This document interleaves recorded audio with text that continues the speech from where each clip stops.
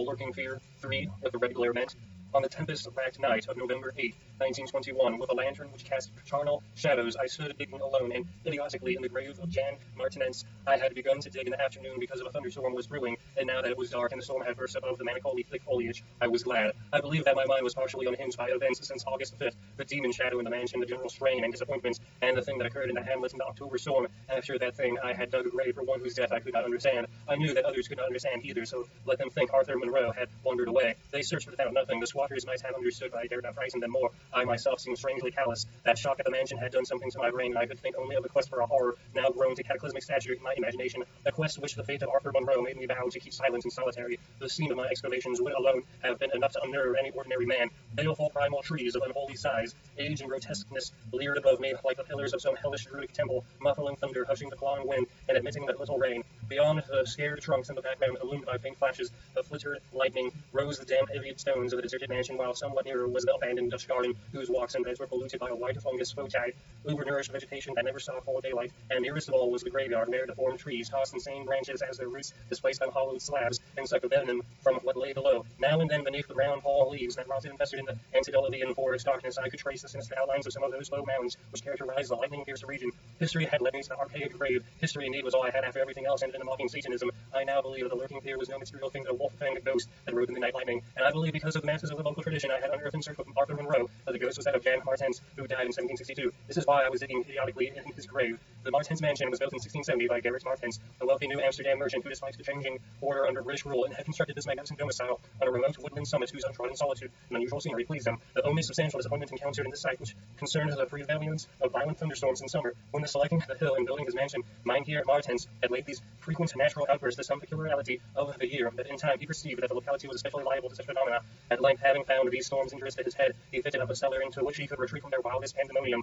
Of Gerrit Martens' descendants, less is known than of himself, since they were all reared in hatred of the English civilization and trained to shun such of the colonists as accepted it. Their life was exceedingly secluded, and people declared that their isolation had made them heavy of speech and comprehension. In appearance, all were marked by a peculiar inherited dissimilarity of eyes, one generally bleeding blue and the other brown. Their social contacts grew fewer and fewer, so at last they took to intermarrying with a numerous menial class about the estate. Many of the crowded family degenerated, moved across the valley, and merged with the mongrel population, which was later to produce the pitiful squatters. The rest had stuck solely to their ancestral mansion, becoming more and more clannish and tactarian, yet developing a nervous responsiveness to the frequent thunderstorms. Most of this information reached outside world through young Jan Martens, who from some kind of restlessness joined the colonial army. When the news of the Albany Convention reached Tempest Mountain, he was the first of Gerrit's descendants to see much of the world, and when he returned in 1760 after 6 years of campaigning, he was hated as an outsider by his father, uncles, and brothers in spite of his dissimilar Martens eyes. No longer could he share the peculiarities and prejudices of the Martenses, while the very mountain thunderstorms failed to intoxicate him as they had before. Instead, his surroundings depressed him, and he frequently wrote to a friend in Albany of plans to leave the paternal roof. In the spring of 1763, Jonathan Gifford, the Albany friend of Jan Martens, became worried by his correspondence silence, especially in view of the conditions and quarrels at the Martens mansion. Determined to visit Jan in person, he went into the mountains on horseback. His diary states that he was reached Tempest Mountain on September 20, finding the mansion in great decrepitude. The sullen odd-eyed Martenses, whose unclean animal aspect shocked him, told him in broken gutturals that Jan was dead. He had then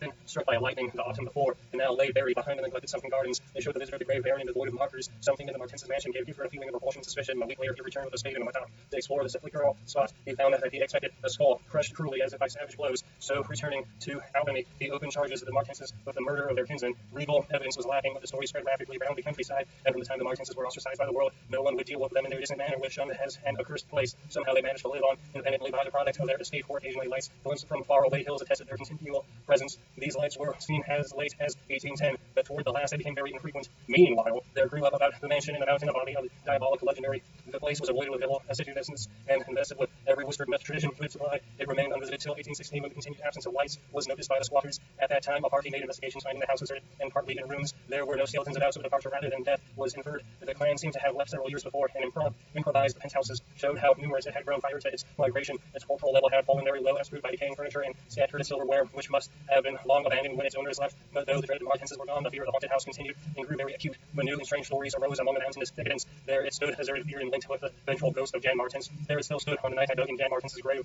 I have described my protracted digging as idiotic, and such as indeed was in object and method. The coffin of Jan Martens had soon been unearthed. It now held only dust and nitre, but in my theory to exhume his ghost, I delved irrationally and clumsily down beneath where he had lain. God knows what I expected to find.